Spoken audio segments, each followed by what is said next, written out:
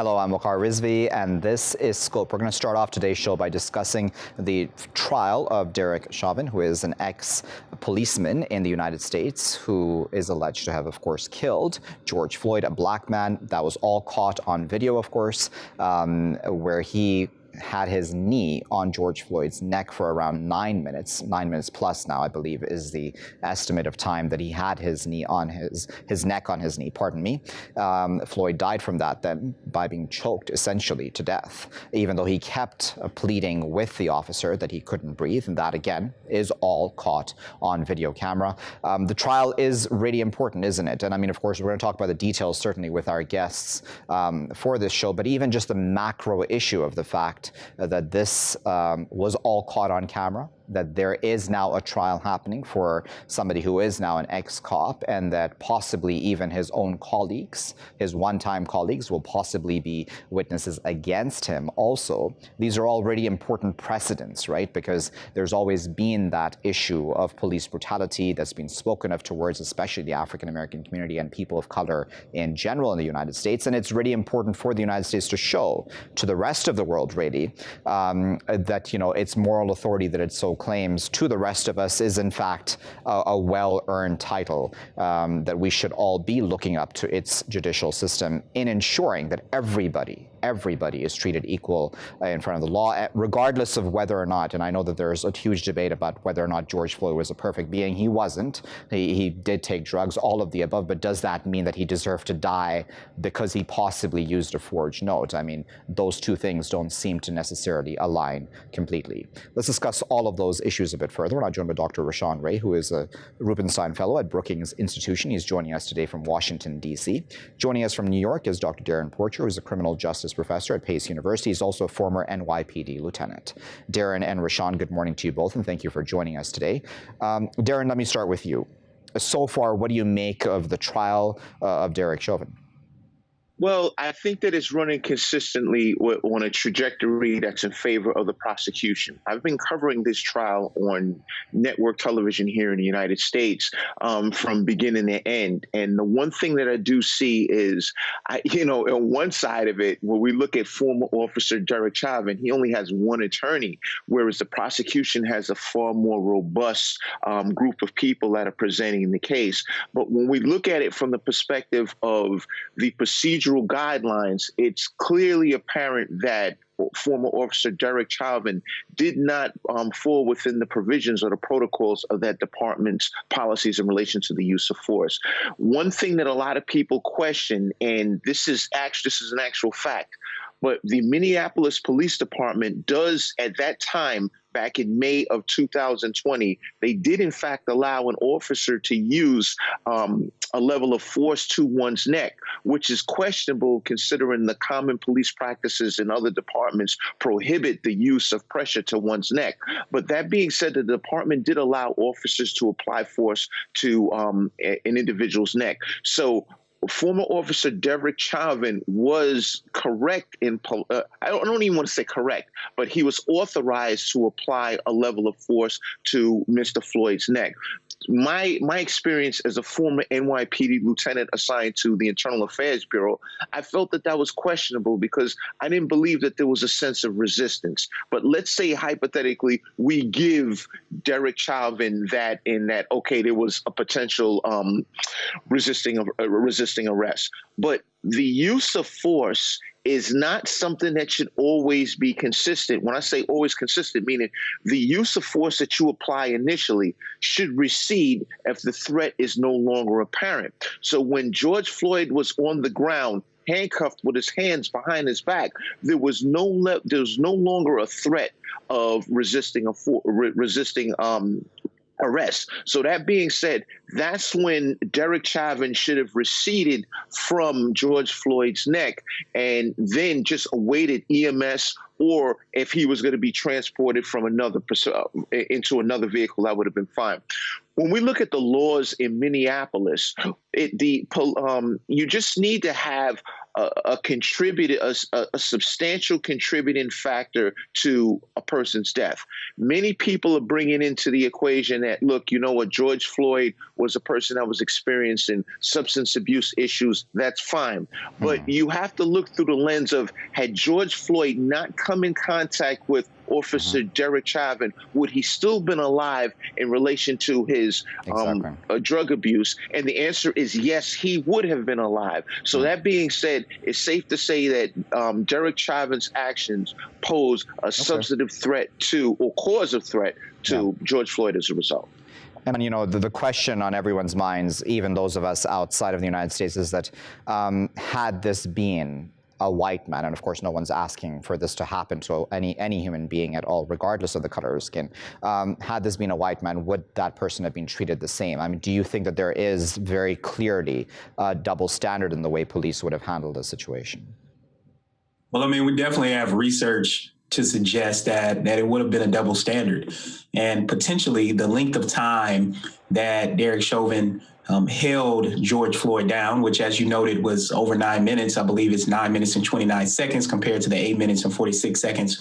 Regardless of that, the research that we've done at the Lab for Applied Social Science Research suggests that law enforcement does have anti-Black bias, and that bias plays out oftentimes in use of force. The other thing we have to note is the narrative will probably be different as well in terms of his substance abuse being treated as something that is an addiction because of pain rather than simply being a drug addict. And I think that the prosecution has done a good job of trying to disrupt that narrative. We also know that there was another witness, Mr. Williams, who did a good job of disrupting the angry Black man stereotype that oftentimes plays out. And look, this is the bottom line.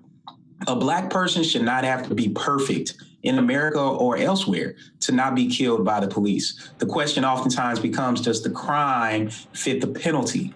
And part of what the former lieutenant just highlighted, important, is whether or not Derek Chauvin's use of force was reasonable. And as we heard from some of his former colleagues in the Minneapolis Police Department, that after that threat had been diminished, once George Floyd was on the ground, face down, handcuffed, that level of force that was being used to apply to him should have been reduced. And the bottom line is, for most people observing that, overwhelmingly, regardless of race, regardless of political orientation, that George Floyd should still be alive, and he would have still been alive had he not came in contact with Derek Chauvin. Okay, so Darrin, how important is this also for the United States itself, right? Because as I said in my introduction, this is all being caught on video. It's all the evidence really we've all seen, and you know we've spoken and we've so far heard wall-to-wall coverage even in international media, as I'm sure you well know, Darrin, because all of us, we're all sort of invested in this because, again, as I said, it's really about the U.S.'s image really in the world as well when it comes to this issue. Do you think that there is an understanding also within the United States about how important this is for the judiciary to get right? I don't think much is going to change, because when we look at the historical timeline of the death of Rodney King, which was captured on video, when we look at the death of Eric Garner, which was also captured on video, these are cases that have yet to change the trajectory of law enforcement's outcome, more so specific to the interactions between police and community as it relates to members of color, or the community of color, so to speak. So if you're expecting a change, you're going to be gravely disappointed. That being said, I just think that when we look at it from a substantive perspective, or I should say a quantitative perspective, in how the African-American community has been the recipient of a miscarriage of justice at the hands of police, I don't believe that this is going to be the change factor. I think right now people are upset, and I genuinely believe that Derek Chauvin will be convicted based on the overwhelming majority of evidence that's being held against him. But as we move forward, I think there are other tenets that are necessary to enact change in law enforcement, and it's not going to be this case. I think it's going to come from the benchmark of elected officials, and that change is going to happen within the political framework. That's the only way it gets done. Outside of we can jump up and down and we can protest all day, but that change is nothing. Rashawn, do you think that there is an appreciation for how the rest of the world is really looking in on how the U.S. handles this? Because, I mean, you know, and I know we can talk about the details within the U.S. and how, you know, we've had many such police brutality cases as well, which have not been probably caught on camera and probably have not gotten the attention that they respectively deserved as well. But do you think that there is an understanding that this is really a question of also the international community and the U.S. is standing within it vis-a-vis equal before the law for everybody? Yes, I think so. The Derek Chauvin trial is a moratorium on race relations in the United States. And it is a moratorium on the United States supposedly being this equitable place. Look, we have a historical context, as we just heard. And part of that historical context from a social movements perspective is what happened when people internationally started seeing Black people in the 1950s and 60s being sprayed down with water hoses, being beaten by police. Here we are in 2021, whether we take Rodney King, whether we take Eric Garner, Amadou Diallo, the list could go on and on about the number of incidents that have occurred. One thing we do know, though, is that the city of Minneapolis, as well as the state, has tried to get out ahead of this. This is the reason why they came out with a $27 million civilian settlement for police misconduct for the wrongful death of George Floyd just days before the trial happened. And I definitely think that oftentimes change doesn't happen in Washington, change comes to Washington. And part of what that means is that the pressure we've seen from social movements, from protest do matter. And then, of course, it leads to the legislative changes. We know that the House of Representatives has passed the George Floyd Justice and Policing Act for the second time, which is common when something doesn't pass in one legislative session, it comes up the next time. That is now going to be pushed before the Senate. Some of the things that could help this move, as I've written about it, Brookings is a civil rights exception, not just to voting, but also to these sort of issues as well. And then we also know that when it comes to these civilian payouts, we're already seeing huge changes. Not only in 2020 did the state of Colorado choose to abolish qualified immunity, which is the court doctrine that protects law enforcement and other civil servants from facing any sort of financial culpability. But New York City also did the same thing, the largest law enforcement agency in the United States. That change is significant because it's going to send a ripple effect. And I think it's going to change the way that these civil settlements are dealt with, because right now, they're paid by taxpayers. And instead, what people have been asserting, including myself, is to have police department insurance policies, as well as individual officer liability insurance. Mm-hmm. Those sort of things will start to change business as usual and hopefully get us to a place of more equity. Darrin, I'll give you the final word. We have about a minute left. So just your final thought then. I mean, what is the one thing, do you think, that really needs to change and is practical to happen possibly within the Biden tenure? I think that oversight for police departments is germane, and many times we overlook that, and it needs to be external as well as internal. And you know, the bifurcation of both entities will move forth to progression of more quintessential policing. If you don't have that oversight, the proper oversight on both ends, I think that's when you're just going to continue to have the problematic behavior in policing manifest, and as a result, the African American community has subsequently been the recipient of a miscarriage of justice. Rashawn and Darrin, we really appreciate you both taking your time out this morning and out of your busy schedules to share your insight with us. Really important case, as I said, because this is, as one of the experts I was reading earlier on today said, this trial is an audition almost for the United States to prove to the rest of us, especially on the outside, again, I'm repeating myself, about its moral authority in regards to treating everybody equal before the law, as it so claims it does. And I mean, of course, every country puts up claims of moral authority over others, but the United States really tries to spread and propagate that image around the world. So this is something which is really important to the U.S. image. Of course, it is extremely important for all minorities and people of color within the United States also to see that they are equal before the law, that their lives are just as worth and valuable as a Caucasian's life or a white man's life or a white woman's life versus anybody else's. So we need to see justice justice in this case, and then we need to see the reforms that both of our esteemed panelists were talking about as well, so that we do not have a repeat of somebody kneeling on somebody else's neck, be it a cop or otherwise, and then that person then dying after 9 odd minutes. That video, again, harrowing and disturbing, to say the least. I'll be back with my next segment after this break.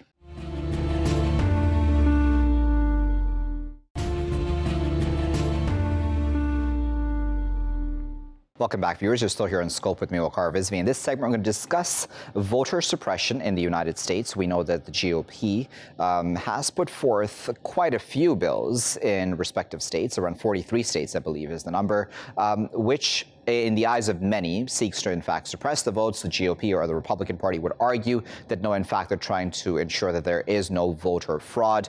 We all know that in the election that just passed by in 2020, there was and were and still are many people who believe that there was a lot of fraud that took place in those elections, and then there are attempts to ensure that such fraud is stopped in its tracks.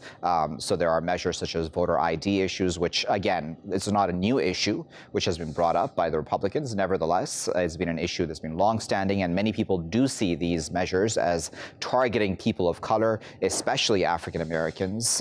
We also have that state law, which has now been brought in Georgia, which has created a lot of uproar in the country as well. So in that regard, then, we've had 72 black executives who have signed an open letter demanding that the rest of corporate America, beyond just them and their companies, also stand up for the voting rights for all Americans throughout the United States, beyond just even these 43 states as well, and to ensure that everybody has equal access to voting rights as well. Let's discuss all of those issues a bit further. We're now joined by Dr. Brianna Mack, who is an assistant professor of politics and government at Ohio Wesleyan University. She's joining us this morning from Delaware, Ohio. Joining us this morning from Washington, D.C. is Calvin Dark, who is principal and co-founder of RC Communications. Calvin and Brianna, good morning to you both, and thank you both for joining us. Brianna, I'd like to start with you. What do you make of these latest efforts to suppress vote? Again, it's not something completely new, but it seems to have been picking up pace. So I think I want to start this whole comment by saying that I'm actually a Georgia native. And so when I saw the article and the announcement that Governor Brian Kemp was actually thinking about signing this law, I was actually surprised as a voter, but as a scholar, unsurprised. So it's rational. It makes perfect sense, for the GOP to actually do this. And so, like, when I explain this to my students, that while, it's normative and ideal, you want everybody to be able to vote, as a elected official, you actually don't want more people to vote, because the more people that are able to be mobilized and actually turn out to vote, as we've seen in this past election, the less likely you are to win as an elected official. The winner margin, the Biden won with a margin of 12,000 votes. And so, we're starting to see proof that those 12,000 votes came from communities and from individual groups that were historically not mobilized in past elections. And so with this type of legislation, which is really, really, treading the line of being reminiscent of Jim Crow laws. So all of those segregated laws from way back in the pre-1960s that, limited people of color's access to the ballot, Black people's access to the ballot. We're now seeing all of this stuff here, and I'm trying to figure out, as a voter, I'm like, this is eerie, but on the other side, as an academic, this is right on par, right on course. It makes sense. Calvin, what do you make of this? Because just like Brianna there said, I mean, and some Republicans have actually been very honest about why all of this is even happening. I mean, the name escapes me, but one Republican came out and said it's not actually a concern over voter fraud, but it's just that if more people vote, then the likelihood of Democrats winning is higher. That, to me, is just, it dumbfounded me, that sort of statement. What are your thoughts? Well, two things kind of come to mind. I'm from North Carolina, and we went through this rodeo a few years ago, so it's unfamiliar, unfortunately. It's familiar, unfortunately. The two things I thought about were, one, In Georgia, for example, you mentioned how a lot of people think that there was fraud in the last election. And a lot of that, of course, is due to, what we call here the big lie from Trump about losing the election. But there are a lot of people around the country and in Georgia who look at Georgia, a very strong Republican state, and see that African American turnout twice in the November election and then again in a runoff election, usually has very low voter turnout, changed the representation of Georgia in the Senate. And when some people in the state of Georgia, for example, look at those lines of African Americans voting and they see the result now that there's an African American man in the Senate on behalf of Georgia, in a lot of people's minds, that's fraudulent, okay? But what I think helps the argument for those who are fighting against these voter restriction laws in Georgia and across the country is the fact that in Georgia, where they had this amazing turn of events, the elections officials were Republican. So if there had been any fraud or any remote fraud that they could have used to skew the election results towards Donald Trump or towards Republicans in the Senate, of course they would have done it. So you've got the number one Republicans in the state who just got through saying they counted those votes, like I think 3 times, saying that there was no fraud. Now the first thing they believe they need to do is fight the fraud that wasn't there. So I think those are 2 important dynamics to think about as we see this replicate across the country. What jumped out at me, and I know this is probably a very small part of one of the measures that's being spoken of through these bills, is that you can't hand out food and water to those who are in line, and a lot of those lines at voting booths, as one would expect and hope, in fact, are quite long, and people are there for a significant amount of time. I mean, is that meant to, and would that actually really deter people from voting, do you think? I mean, will that sort of measure really hurt how many people come out? Well, there were conversations in the media leading up to the election by Stacey Abrams and other voter mobilization groups that encouraged African Americans to bring a snack or to bring, one of those little 8 ounces of water when they're standing in line, because it would be quite possible to actually take longer than 30 minutes to get in and out and vote on time.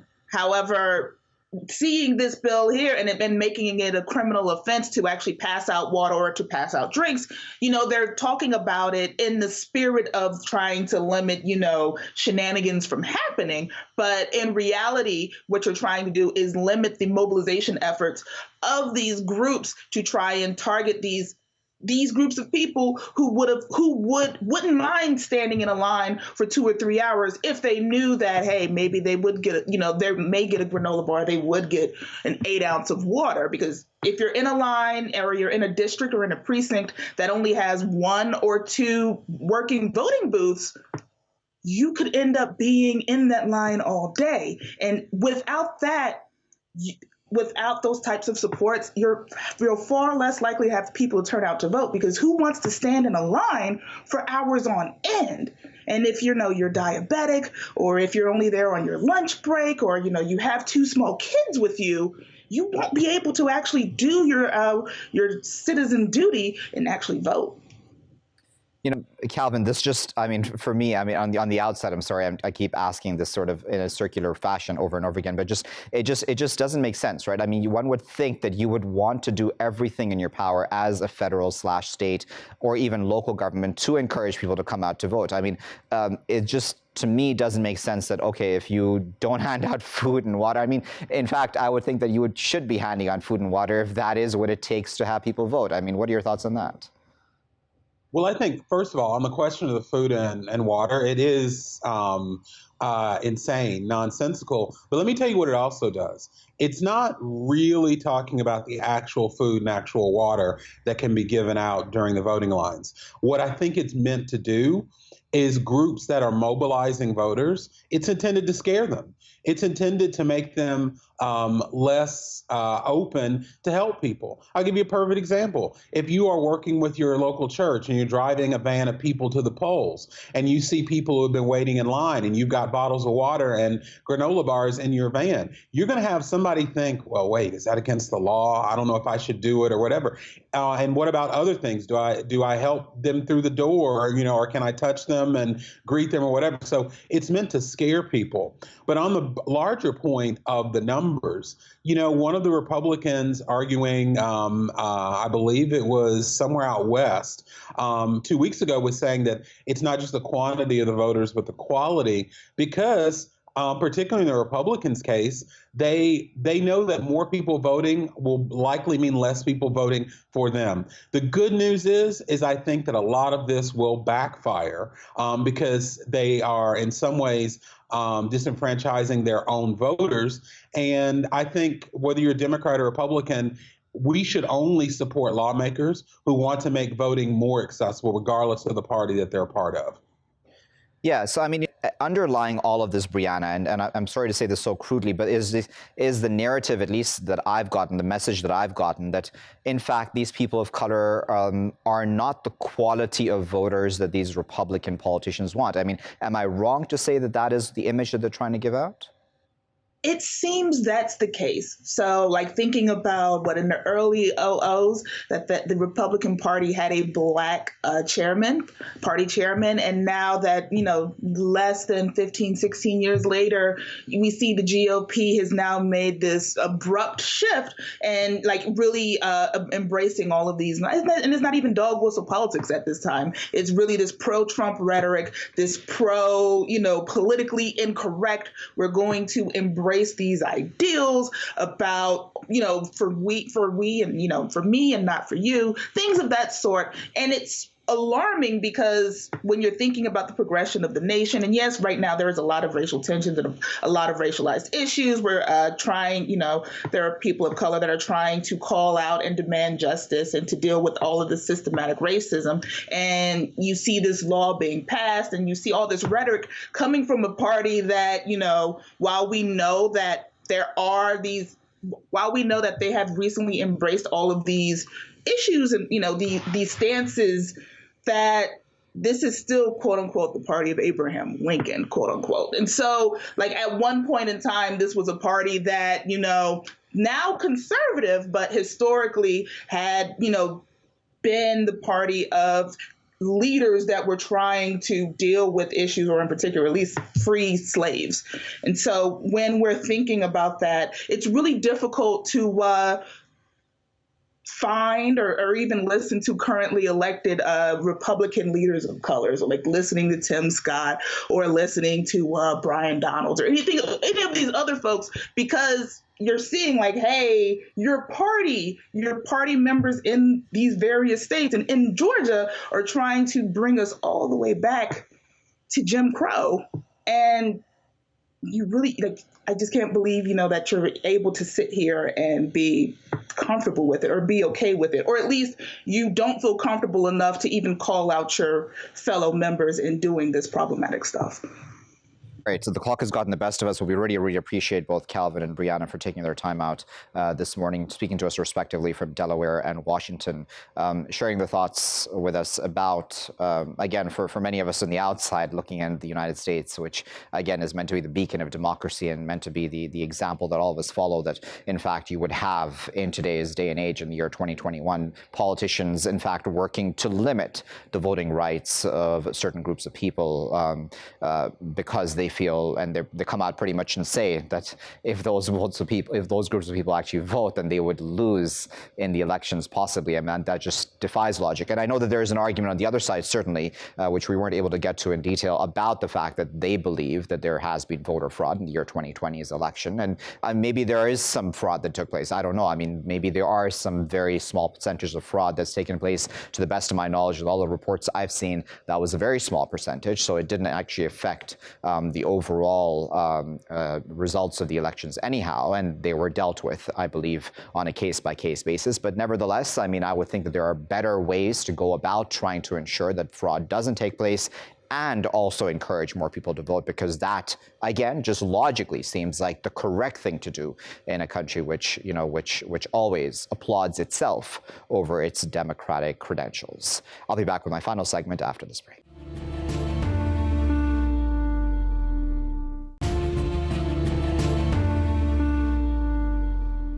Welcome back, viewers. You're still here on Scope with me, Waqar Rizvi. In the final segment of today's show, we're going to discuss a French airstrike that took place in Mali. We know that France has been involved in its ex-colony for a while now, especially trying to deal with the insurgency that is raging there. Now, this airstrike that took place close to the town, I believe, or village of Bounty, if I'm not mistaken, is what it's called, killed 19 civilians. This is according to the United Nations. The French military itself denies this, saying that the only people killed were, in fact, terrorists, and that the UN's methodology in how it actually came to this report was incorrect and flawed to begin with. Now, this airstrike took place in January. A total of 22 people seemingly were killed. As I said, out of those, 19 were civilians. They were attending a wedding, according to even the villagers who were there to witness the strike that took place at this time.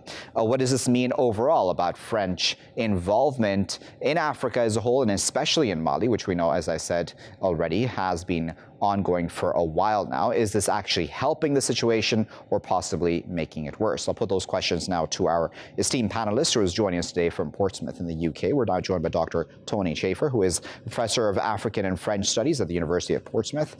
Tony, thank you for taking your time out for us today. What do you make of these varying reports, right? So on one hand, the United Nations says that 19 civilians were killed. On the other hand, the French say, no, you're wrong, and your methodology is wrong to begin with. Well, I think it seems likely that a number of people were killed. It's difficult to say whether the exact numbers are correct, but it does seem likely that a number of civilians were killed. However, the French government is standing by its concerns about the methodology used by the UN report. Right. So on this point of just French involvement versus how the UN is coming about these reports, I mean, obviously this is a situation, a fluid situation in Mali, right? I would think that getting on the ground there is probably not that easy. The French are more heavily involved there than the UN, if I'm not mistaken. What do you make of who is probably telling the truth? And do you think that the French are trying to, at this point in time, ensure that their image also is not hurt? Because, I mean, I have, if I'm not mistaken, understood that there is a bit of criticism of French involvement overall, I'm saying here, in Mali. Yes, indeed. The French involvement, it's been ongoing now since January 2013, and it's presented as a counter-terrorist operation. In many ways, it's actually a counter-insurgency operation, because many of those who are involved in the various attacks are not necessarily terrorists. There are also large numbers of criminal groups operating in the area.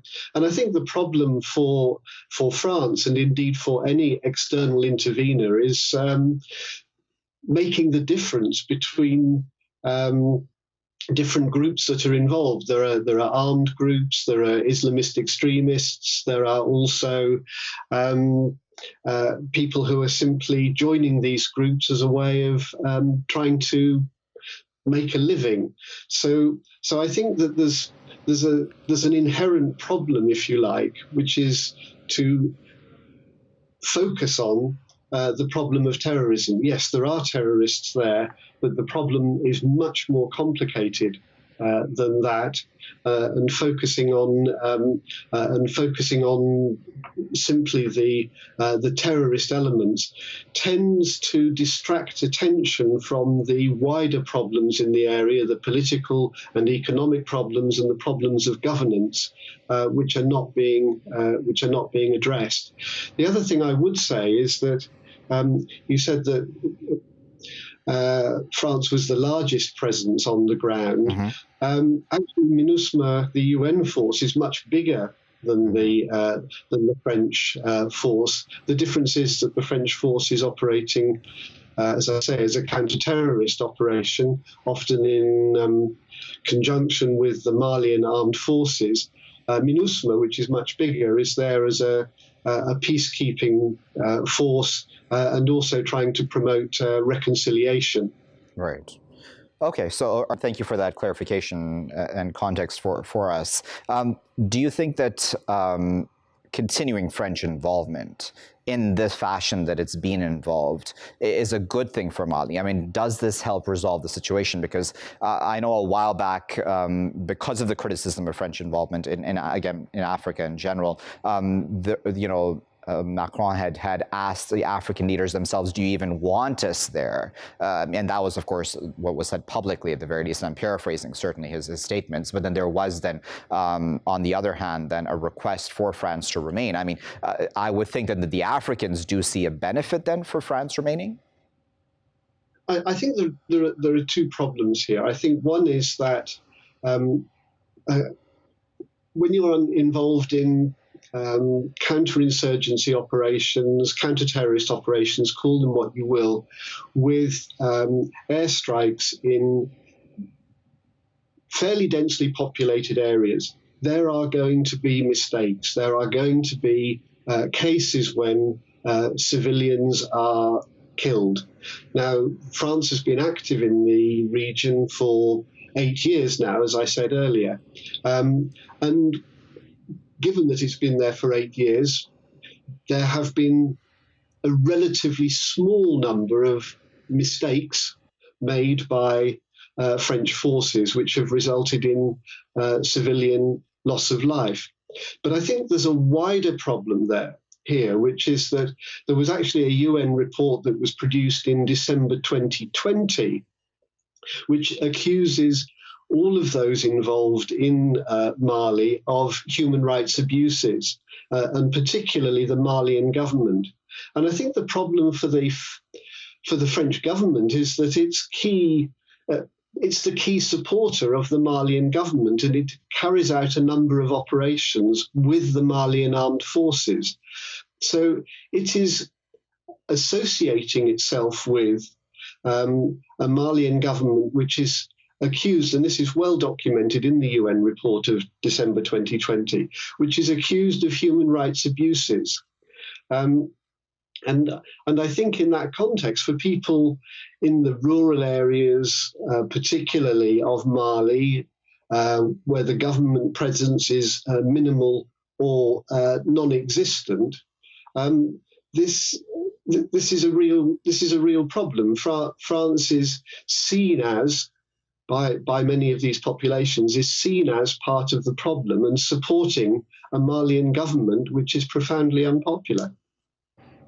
Very. Clock has gotten the best of us, Tony, but we really appreciate you taking your time out for putting that all into context for us. I think that was really important information for all of us to understand the situation in Mali. That was Tony Chafer speaking to us today from the UK, providing, as I said, his insight and expertise on the situation within Mali and France's involvement there. Yes, as he correctly there said, and I had misspoken earlier about the UN involvement in the country as being large as well, but because the French, have been involved for so long and have also been, at least on the outside, seemingly been supporting the Malian government, which has its own issues with corruption, as with many other such governments in that region. There is this perception, this negative perception, which certain people do hold in Mali and other neighboring countries in that region as well, that French involvement is actually not a good thing.